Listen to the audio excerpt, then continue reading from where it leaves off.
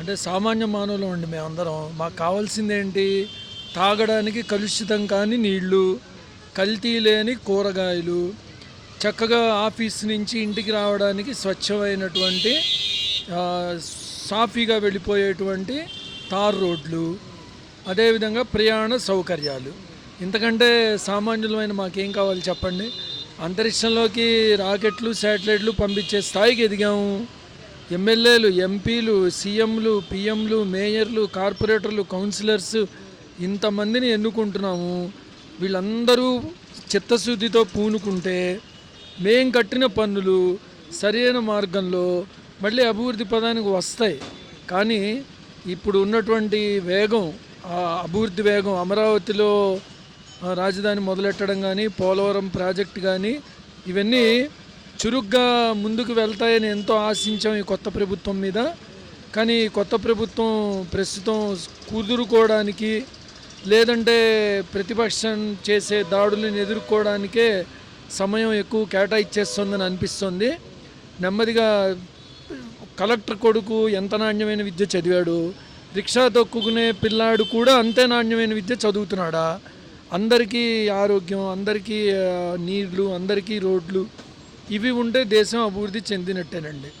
కాబట్టి ఈ విధంగా ఈ వచ్చే ప్రభుత్వం నుంచి మేము ఆశించేది ఏంటంటే త్వరితగతిన ఈ ఆంధ్రప్రదేశం యొక్క ఇన్ఫ్రాస్ట్రక్చర్, మౌలిక వసతుల్ని మార్చే విధంగా ప్రణాళికలు వేయడానికి కొత్త ప్రభుత్వం ఏమీ అనుభవం లేని ప్రభుత్వం కాదు. చాలా అనుభవజ్ఞులే ఉన్నారు, చాలా అనుభవం ఉన్నటువంటి నాయకులు ఉన్నారు. కానీ మరి ఎందుకు చిత్తశుద్ధిగా వేగంగా పనులు ఎందుకు చేయట్లేదో అనేది ఇప్పటికీ $1 మిలియన్ క్వశ్చన్గా ఉంది. ఏమో రాబోయే రోజుల్లో ఒక్కసారిగా మంత్రదండం వేసి మార్చినట్లుగా విమానాశ్రయాలు, రోడ్లు, మంచినీరు, స్కూల్ అండి ముఖ్యంగా అందరికీ నాణ్యమైన విద్య ఇస్తే చాలు. ఉచిత పథకాలు లేకపోయినా పర్వాలా. ఎందుకంటే ఈ రోజుల్లో ప్రతి వాళ్ళు కష్టపడుతున్నారు, రోజు ఎంతో కొంత సంపాదిస్తున్నారు. కానీ అందరి పిల్లలకి 1 నేషన్ 1 ఎడ్యుకేషన్ అది వస్తే ఈ అభివృద్ధి బాగుంటుందని ఓ సామాన్య మానవుడిగా మాదొక చిరు కోరిక, అంతకంటే ఏం లేదండి. హామీల ప్రకారంగా అసెంబ్లీ సమావేశాలు కూడా మొదలయ్యాయి. ఎలా అనిపిస్తుంది? అంటే ప్రతిపక్ష హోదా దక్కలేదని పాత మాజీ ముఖ్యమంత్రి వెళ్ళిపోయాడు. కానీ ప్రజల్ని నేబర్ను చూడాలంటే ఆడే జగనే చూడాలి. జగన్ వల్ల కథ అభివృద్ధి కూడా చాలా పెరిగింది లేదంటున్నారు. కానీ ఆడు అభివృద్ధి చేశాడు, చేయలేదు అంటారు లేదు. కాకపోతే ఏంటంటే వీళ్ళు ఏకం ఒకటి అయిపోయి ఆయన కొట్టారు. కానీ నాపతో ఒక్కొక్కరు అయితే వీళ్ళు ఆయన దింపలేరు నాకు తెలిసి. కానీ వీళ్ళు చెప్పేవన్నీ అబద్ధాలే చెప్పారు, నిజాలు చెప్పలా. నిజం ఒకటి కూడా ఇంతవరకు రాలా. ప్రజలు పల్లెటూరు వెళ్ళే సరే ఉమ్ము వస్తున్నారు మోకాల మీద.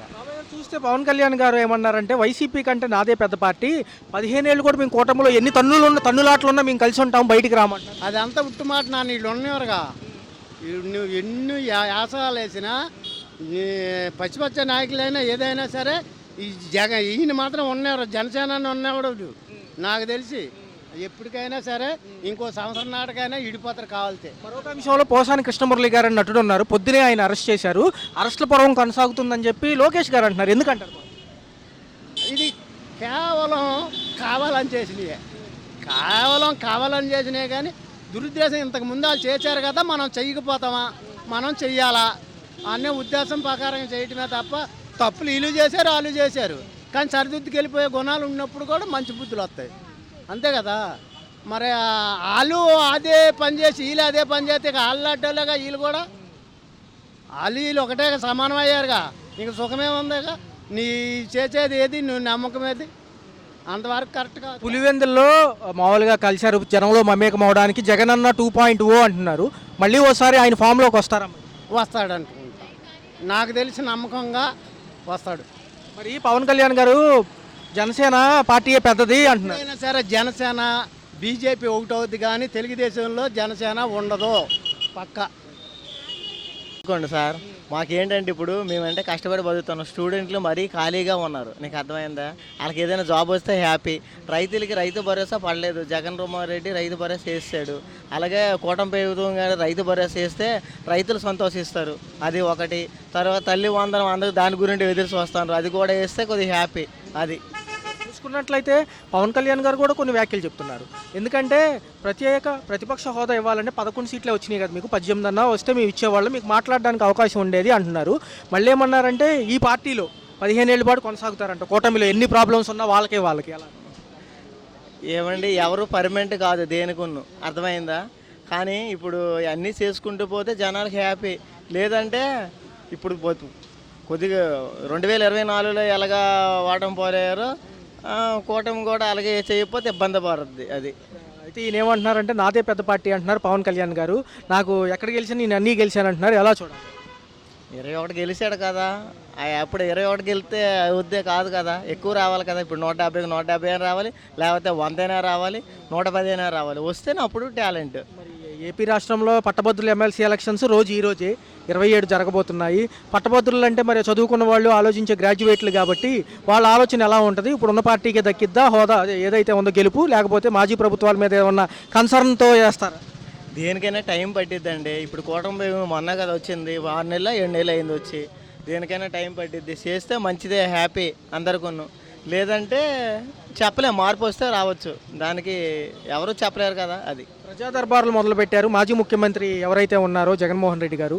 మరి ఎలా అనిపిస్తుంది? ప్రజల్లో మమేకమై జగనన్న 2.0 సక్సెస్ఫుల్గా వెళ్తుందా, లేకపోతే ఏం జరుగుతుంది? వెళ్తే వెళ్ళొచ్చు. ఇప్పుడు ఏదైనా మార్పు ఆపు చేసాడు అనుకోండి, తల్లికి వందనమేనా, రైతులకి రైతు భరోసానా, అన్నదాత సుఖీబాబా, ఇవన్నీ వేస్తే కొద్దిగా హ్యాపీ అండి. వేయకపోతే ఎక్కడికైనా దారి తీస్తుందని నా అభిప్రాయం. వాళ్ళకి మధ్య తరగతి వాళ్ళకి హెల్ప్ అయినా బాగానే ఉంటాయి. అయితే 2 రోజుల అసెంబ్లీ సమావేశాల్లో ప్రతిపక్ష హోదా దక్కలేదని జగన్ గారు వాకౌట్, తర్వాత మిగతా కేడర్తో కొంచెం రసాభాసగా సాగిన సభ ఈ 2 రోజులు వాయిదా పడింది. ఇవాళ పట్టభద్రుల ఎమ్మెల్సీ ఎలక్షన్స్ ఉన్నాయి. రిజల్ట్ ఎలా ఉండబోతుంది? ఉన్న గవర్నమెంట్కేనంటారా, లేకపోతే మాజీ ప్రభుత్వాన్ని? ఉన్న గవర్నమెంట్కి 101, 175 అన్నారు కదా, మరి 11 సీట్లు కూడా తెచ్చుకోలేదు కదా జగన్ గారు. మరి 101, 175 అన్నప్పుడు ఇప్పుడు ప్రతిపక్షంలో ఉన్నప్పుడు అసెంబ్లీకి వెళ్ళి మాట్లాడాలి కదా జగన్మోహన్ రెడ్డి గారు. మరి దాని గురించి మాట్లాడమనండి. ఇప్పుడు అసెంబ్లీకి వెళ్ళి మాట్లాడితే ప్రజలు కూడా అంగీకరిస్తారు. బయట నుండి మనం మాట్లాడితే ప్రజలు ఏమి అంగీకరిస్తారండి? Why not 175? ఓవర్ కాన్ఫిడెంట్గా మీరు ఎలక్షన్కి వెళ్ళినప్పుడు వై నాట్ 175 అన్నప్పుడు ఈరోజు 11 సీట్లు వచ్చినప్పుడు అసెంబ్లీకి వెళ్ళి పోరాడాలి. అసెంబ్లీలో మాట్లాడితే ప్రజలకు తెలుస్తుంది. బయట ఉండి నువ్వు మాట్లాడి శుక్రవారం అయిపోయింది, బుధవారం బాబా అన్నాడు, బుధవారం అయిపోయింది, ప్రతి బుధవారం ప్రజల్లోకి వెళ్తానన్నాడు. మరి ఏది? ప్రజల పక్షాన్ని మాట్లాడాలి కదా జగన్మోహన్ రెడ్డి గారు. ప్రతిపక్షంలో ఉన్నప్పుడు ప్రజల పక్షాన్ని, అన్యాయం జరిగినప్పుడు అన్యాయాన్ని నిలదీసే వాళ్ళే ప్రతిపక్షంలో ఉండాలి. ప్రతిపక్ష హోదా కూడా కోల్పోయాడు కదా జగన్మోహన్ రెడ్డి ఈరోజు. అయితే అన్న చూసుకున్నట్లయితే పవన్ కళ్యాణ్ గారు కొన్ని వ్యాఖ్యలు చేశారు. తలకిందులుగా తపస్సు చేసిన ఈ 5 ఏళ్ల పాటు ప్రతిపక్ష హోదా ఇవ్వము. రెండోది చూసుకున్నట్లయితే, మీ పార్టీ కంటే నా పార్టీ పెద్దది అంటున్నారు. ఎలా చూడాలి? వాళ్ళ పార్టీ కన్నా యాక్చువల్గా అయితే వైఎస్ఆర్ అనేది ఓట్ బ్యాంకింగ్ 49% ఉందండి.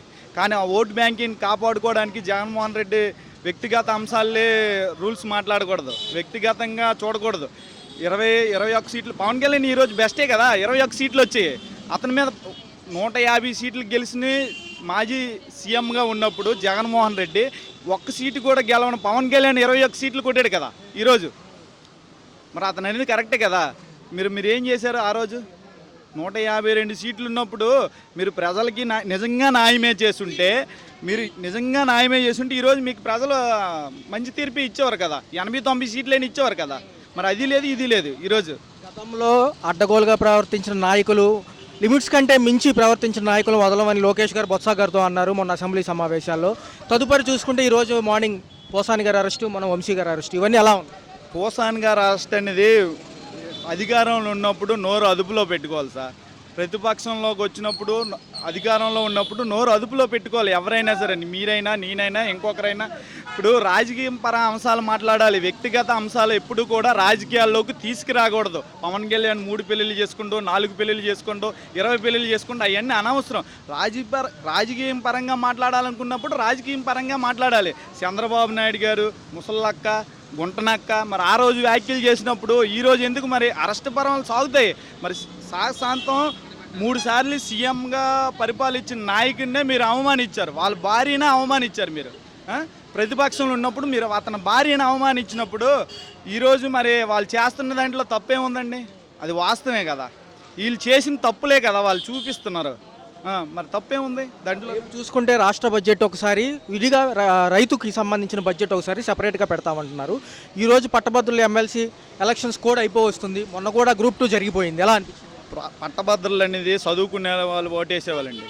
చదువుకునే ప్రతి వ్యక్తికి తెలిసిండి. ఇప్పుడు చదువుకునే వాళ్ళు డెవలప్మెంట్ కోరుకుంటారు. వాళ్ళు ఏం మూర్ఖులు కాదుగా, డిగ్రీలు చదువుకొని ఇంజనీరింగ్లు చదువుకొని వీళ్ళంతా మూర్ఖులేం కాదు కదా. వాళ్ళకి తెలిసి ఎవరికి ఓటేయాలో ఎవరికి ఓటేయకూడదు. జగన్మోహన్ రెడ్డి 5 సంవత్సరాలు పరిపాలించినప్పుడు వీళ్ళందరినీ ఎందుకు పట్టించుకోలేదు? అంతమంది టీచర్లని రోడ్ల మీద నిలబెట్టాడు, వైన్ షాపుల ముందు నిలబెట్టాడు ఆ రోజు. మరి అతనికి తెలుసు కదా ఇలా నిలబెట్టకూడదు, గవర్నమెంట్ ఎంప్లాయీని ఇలా రోడ్డు మీద నిలబెడితే నా పరిస్థితి రేపు పొద్దున్న నిలగొంటుందని అతను తెలుసు కదా. మరి అతను తెలిసినప్పుడు అతను ఎందుకు ఇలా చేశాడు? ఈరోజు ఆ పరిస్థితికి వచ్చాడు కదా, 11 సీట్లకు వచ్చాడు కదా. మళ్ళీ పవన్ కళ్యాణ్ వచ్చేసాడు. పవన్ కళ్యాణ్ నిజంగా మగాడే కదండి. ఈరోజు రాష్ట్ర బడ్జెట్లో కీలక పాత్ర పోషిస్తాడు పవన్ కళ్యాణ్ అనేవాడు, అవునా కదా? మరి ఎలా ఉండబోతుంది? పులివెందులలో 2.0 మళ్ళీ మొదలు పెట్టారు జగన్ గారు. 2.0 అనేది చాలా బూతు. ఇదేమన్నా రోబో సినిమా అనుకుంటాండి ఏంటి అతను? నాకు అర్థం కావట్లేదు. 2.0 వర్షన్ అనేది ఇదంతా. ఇప్పుడు 151 సీట్లు వచ్చినప్పుడే నువ్వు ఏం చేయలేనప్పుడు 2.1లో నువ్వేం చేస్తావు?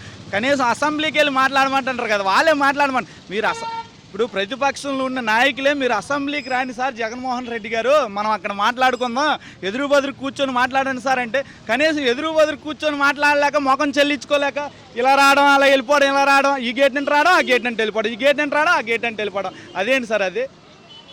భవిష్యత్తు ఎలా ఉండబోతుంది సార్? 5 ఏళ్ళు ముఖ్యమంత్రికి ఉన్న లక్షణాలు అవి కాదు సార్. భవిష్యత్తు గురించి ఆలోచించాలి. నువ్వు యంగ నాయకుడివి, ఇంకా నీకు బోల్డ్ ఏజ్ ఉంది. నువ్వు ఇంకా యువత నీ పక్కన ఉన్నప్పుడు ఓట్లు వేసినప్పుడు 151 సీటు సంపాదించుకున్నప్పుడు అప్పుడే నిలబెట్టుకోలేదు. పోనీ ఇప్పుడేనేది 2.0 అన్నారుగా, అదేదో చూపించమనండి. ఈ ప్రభుత్వాన్ని పడగొట్టమనండి. నెక్స్ట్ టైం 2029 మాదే అంటుంటారు కదా. వాళ్ళు ఏమంటారు? 15 సంవత్సరాలు ఏకపక్షంగా మేమేమంటాం ఎన్డీఏ గవర్నమెంట్ని ఎవరు ఏం చేయాలి? పవన్ కళ్యాణ్ క్లారిటీ చెప్పాడు కదా నిన్న అసెంబ్లీలోను. మా మధ్యన విభేదాలు ఎన్ని ఉన్నా సరే మేము కలిసే ఉంటామని చెప్తున్నాడు కదా. 15 ఏళ్ళు కొనసాగుతాము, ఎన్ని విభేదాలు ఉన్నా మేము ఒకటే కట్టు మీద ఉంటామంటున్నారు. అతను క్లారిటీగా చెప్పాడు కదా, ఎన్ని సంవత్సరాలైనా మేము కలిసే ఉంటాం, 15 సంవత్సరాలైనా మేము కలిసే ఉంటాం అని క్లారిటీగా చెప్తున్నాడు. ఇంకా అంతకంటే ఇంకేం కావాలి? మీరు ప్రతిపక్షంలో ఉన్నప్పుడు మీరు మాట్లాడండి, డైరెక్టర్గా కౌంటర్ ఇవ్వండి. ప్రతిపక్షంలో మీరు ఇది చేశారు, మీరు ఇది చేయలేదు, మిమ్మల్ని వాళ్ళు ఎలాగ అడిగారో వాళ్ళు కూడా మీరు అలాగ అడగండి. అడిగితే వాళ్ళు ఏం సమాధానం చెప్తారో చూడాలి కదా. మీరు లేనిపోనివన్నీ మాట్లాడి ఉన్నది లేనట్టు లేనిది ఉన్నట్టు మాట్లాడితే అసెంబ్లీలో అది మీకు ఇచ్చిన టైము సమయం అనేది మీరు వృధా చేసుకోవడం తప్ప ఏమీ ఉండదు. సమావేశాలు అయితే మొదలయ్యాయి. జగన్ గారికి ప్రతిపక్ష హోదా దక్కలేదు, వెనక్కి వెళ్ళిపోయారు ఆయన. మళ్ళీ వచ్చే పరిస్థితి అయితే లేదు. క్యాడర్ అయితే వస్తున్నారు. ఈ 3 పథకాలు చెప్పారు. తల్లికి వందనం 1, రైతులకేమో పెట్టుబడి సాయం 20,000 కేంద్రంతో కలుపుకొని, నిరుద్యోగ భృతి అంటున్నారు. ఎలా చూడాలి? నిరుద్యోగ భృతి వదులుతున్నాడా? వదలని చూద్దాం. అప్పుడు అడిగి నేను చెప్తా, ఇప్పుడే వదిలేయా. నేను అందుకే వద్దు తీసి అన్నా.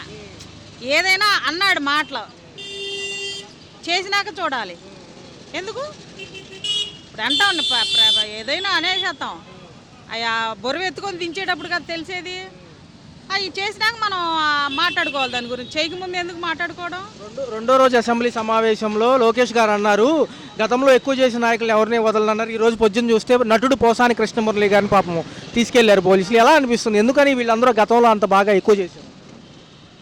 దాని గురించి అయితే నాకు తెలియదు అయ్యా. ఏదో ఇయ్యో కానీ అంత డీప్గా వెళ్ళను నేను, నన్ను అడక్క అవన్నీ. అంటే పవన్ కళ్యాణ్ గారు ఏమంటున్నారంటే, ఇప్పుడు జగన్ గారితో పోల్చుకుంటే నాదే పెద్ద పార్టీ అండి, మరి ప్రత్యేక హోదా ఇవ్వడానికి అయితే వాళ్ళకి కనీసం 18 సీట్లు రాలేదుగా అంటున్నారు. తదుపరి హోదా అని ఆ జగన్ గారు ఉన్నాగా అడిగారు. ఎవరో అప్పుడు ఆయన ఏం చేశాడు అసలు? ఏదైనా ఒకటి అన్నా చెయ్యాలి కదా. మరి ఇప్పుడు ఎందుకు లేపుతున్నాడు నాకు అర్థం కాదు. జనాల్లో తలకాయ లేపుతాడు. అంటే అసెంబ్లీలో ఉన్న అవసరమైన అడుగు, అడిగేవాడివి. నీకు అదెందుకు అసలు? నీ దాంట్లో నువ్వు కదిలిచ్చావు అసలు. నువ్వు నీ పాలనలో ఉండగా నీ పాలనలో నువ్వు కదిలి, మరి ఇక్కడ ఎందుకు కదిలిస్తున్నావు? ఈ చేయాల్సిన ఏదో ఈయన్ని చేయని చూద్దాం ముందు. ప్రత్యేక హోదా అని అన్నప్పుడేమో నీకు అవన్నీ ఎందుకు, నేను ఏదో ప్యాకేజీలు అన్నావు. ఆ ప్యాకేజీలు కూడా ఏడ్చింది లేదు. ఎవరు ఏం చేసేది లేదయ్యా. కష్టపడేవాడికి ఆ వచ్చే రూపాయి కూడా చాలకుండా చేస్తున్నారు అంతే. మరి తదుపరి ఎలా ఉంటుంది? 4 ఏళ్ళ భవిష్యత్తుతో పాటు పులివెందుల పర్యటన మొదలుపెట్టారు. మళ్ళీ ఈయన జనంలో మమేకం అవడానికి. జగన్ 2.0 2.0 అంటున్నారు. సక్సెస్ అవుతుందా ఆయన? ప్రజలు నమ్మకంతో ఉన్నారా ఇంకా అని? సరైన వాడైతే ఎవడ ఉండడం. ఇక ఎవడో తొత్తిగాళ్ళు ఉన్నారంటే నేను నమ్ముతాను. అది 4 ఏళ్ళు భవిష్యత్తు ఎలా ఉంటుంది? అనేక పథకాలు ఇంకా అమలు చేస్తామంటున్నారు. తదుపరి వచ్చే ఈ 4 ఏళ్ళు అభివృద్ధి సంక్షేమం అంటున్నారు. రేపు రాష్ట్ర బడ్జెట్ ఉంది. దాని గురించి అసలు నాకు తెలియదు. ఆయన చేయడం మాత్రం అనవసరం. ఆయన ఏం చేశాడు? నాకు ఒక ఛాన్స్ ఇవ్వండి అన్నాడు. ఆ ఒక ఛాన్స్ ఏం చేశాడు అసలు?